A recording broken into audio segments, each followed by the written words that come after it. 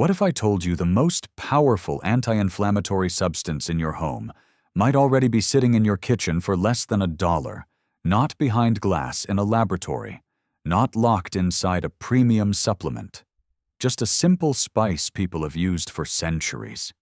And yet in a world obsessed with expensive wellness solutions, this humble powder is rarely treated like the threat it really is. Because if something this cheap can calm inflammation naturally, it raises a dangerous question. What else have you been taught to overlook on purpose? Inflammation is one of the most profitable words in modern health. It appears everywhere. Joint pain, fatigue, brain fog, weight gain, digestive discomfort, skin problems. The message is always the same. Something inside the body is quietly burning, and the market has a product ready to sell you relief. Powders, capsules, drinks, protocols, monthly subscriptions, endless solutions for a problem most people barely understand. But then something strange happened. The simplest answers began to disappear. For thousands of years, people used ordinary foods, roots, and spices not just for flavor, but for balance, recovery, and resilience. They did not have billion-dollar wellness brands. They had observation, repetition, memory. And among those forgotten tools was one golden spice that kept appearing across cultures, across centuries, across medical traditions. So why is it still treated like a side note? Why do expensive anti-inflammatory products dominate the conversation, while one of the cheapest natural compounds on Earth stays in the background? Because once you follow the trail, the pattern becomes hard to ignore. Long before inflammation became a branded health obsession, people were already trying to solve the same problem with something far simpler. They just used different words: heat in the body, swelling, stiffness, internal irritation, slow recovery. Across ancient India, China, the Middle East, and parts of Africa, healers kept returning to the same category of substance, deeply colored roots and spices that seemed to calm the body from within. And among them, one stood out again and again. Turmeric. It was cheap, common, ordinary. That was precisely the point. In Ayurvedic practice, turmeric was never introduced as a luxury ingredient. It was part of daily life, mixed into food, blended into tonics, used in pastes, given during recovery, valued for how it supported balance in the body, rather than how it could be packaged into a premium promise. Traditional systems did not separate food and medicine the way modern markets do. They looked at repeated results over generations. What soothed pain, what helped the body recover, what seemed to cool what had become excessive. Turmeric kept surviving that test. The same pattern appeared beyond India. In traditional Chinese practices, yellow medicinal roots were often associated with circulation stagnation and internal stress. In trade routes connecting Asia, Arabia, and East Africa, turmeric moved not just as a spice, but as part of a larger body of practical health knowledge. Merchants carried it, families stored it, cooks used it, healers respected it. Not because an influencer declared it a superfood, because people had seen its effects for centuries. And that is what makes this story so uncomfortable. The knowledge was not hidden at first. It was normal. Then modern industrial health systems changed the rules. Once medicine became increasingly tied to laboratories, patents, extraction processes, and scalable profit substances, like turmeric entered a new world. A substance could no longer simply be useful. It had to be standardized, isolated, branded, clinically framed, and ideally turned into something proprietary. A root in a market stall was hard to monetize. A reformulated compound in a capsule was easier. A daily kitchen habit generated almost no recurring revenue. A premium health solution did. So the language changed. Ancient use became anecdotal. Daily practice became folk tradition. Low-cost substances that had survived for centuries were pushed to the edges unless they could be converted into products with margins, claims, and market positioning. Turmeric was not erased completely. It was downgraded, reduced to decoration, rebranded as a colorful spice rather than preserved as serious practical knowledge. But that historical downgrade tells you something important. When a remedy survives across civilizations without marketing, without celebrity endorsement, and without billion-dollar campaigns, it usually means one thing. It worked well enough to be remembered. To understand why turmeric became impossible to ignore in both ancient tradition and modern research, you first have to understand what inflammation actually is. Inflammation is not the enemy by default. It is a survival mechanism. When you cut your skin, fight an infection, or strain a muscle, inflammation is part of the repair process. Blood flow increases. Immune signals activate. Damaged tissue gets attention. In the short term, this is intelligent biology. The problem begins when that emergency state stops turning off. Low-grade chronic inflammation is quieter, slower, and far more dangerous. It does not always feel dramatic. Sometimes it shows up as stiffness, fatigue, digestive trouble, cloudy thinking, or a body that never seems fully at ease. Over time, that constant internal signaling can place stress on cells, tissues, blood vessels, and metabolic systems. This is where turmeric becomes scientifically interesting. Its most studied active compound is curcumin, and curcumin matters not because it is mystical, but because it appears to interact with multiple biological pathways linked to inflammation. Researchers have examined how it may influence signaling molecules that help regulate inflammatory responses, including pathways associated with cytokines, enzymes, and transcription factors that act like switches inside the cell.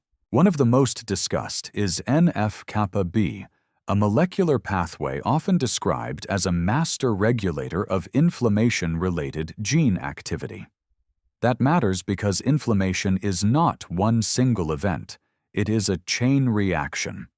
When certain pathways remain overactive, the body can stay trapped in a feedback loop of irritation and oxidative stress. Curcumin appears interesting because it may help modulate parts of that loop. It has also been studied for antioxidant effects, which means it may help neutralize unstable molecules that can damage cells and amplify inflammatory stress. In simple terms, turmeric is not just soothing in a vague traditional sense. Its chemistry gives us a plausible reason why generations kept using it to support recovery and balance. And the mechanism gets even more compelling, because turmeric does not seem to work like a blunt hammer. It behaves more like a regulator interacting with multiple systems at once: inflammatory signaling, oxidative damage, cellular stress responses, and in some research contexts, even pathways connected to joint discomfort, metabolic dysfunction, and tissue degeneration. That does not make it a miracle cure. It does make it scientifically respectable. That distinction is crucial. The goal is not fantasy. The goal is explanation. Turmeric will not erase every cause of chronic inflammation. Poor sleep, processed diets, chronic stress, inactivity, environmental exposure, and underlying illness still matter. A spice cannot replace an entire lifestyle. But when one cheap kitchen ingredient contains compounds that may influence inflammatory biology at the molecular level, the story changes.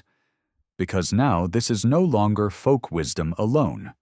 Now it is ancient observation meeting modern mechanism. Here is where the story becomes less about chemistry and more about economics. Because health is not just a science, it is also a market. And markets do not naturally reward the simplest solution. They reward the most scalable, brandable, repeatable, and profitable one. A jar of turmeric sitting in your kitchen is difficult to patent, difficult to monopolize, difficult to transform into a premium product with endless upsells. It does not require a subscription model. It does not lock you into a system. It does not generate the kind of recurring revenue that modern wellness businesses depend on. That is the real tension, not whether turmeric exists. Everyone knows it exists. The problem is that turmeric, in its simplest form, does not fit the preferred business model. Compare that to the anti-inflammatory market as it operates today. Capsules with proprietary blends, enhanced formulas, premium drinks, recovery stacks, monthly supplement packs, branded protocols. The language is carefully designed to create complexity because complexity justifies price, and price justifies margin. A common spice cannot easily compete in that environment unless it is extracted, repackaged, upgraded, and sold back to you with a larger promise attached. So what happens? The original form becomes invisible, not banned, not officially erased, just quietly demoted. Mentioned as a side ingredient, treated as supportive, but rarely positioned as central. The spotlight moves toward whatever can be owned, trademarked, reformulated, and marketed at scale. In that system, usefulness alone is not enough. A solution must also generate leverage. And turmeric creates a problem, because a solution this cheap cannot generate much profit. What cannot be patented cannot generate monopoly. That does not require a secret meeting in a dark room. It requires something more ordinary and far more believable in industry that amplifies what it can sell and ignores what it cannot control. Over time, that bias shapes public perception. People begin to trust the expensive version more than the original. They assume cost means strength. Packaging means legitimacy. Complexity means science. But sometimes the opposite is true. They didn't bury it because it failed. They buried it because it worked too well. So what do you actually do with this information?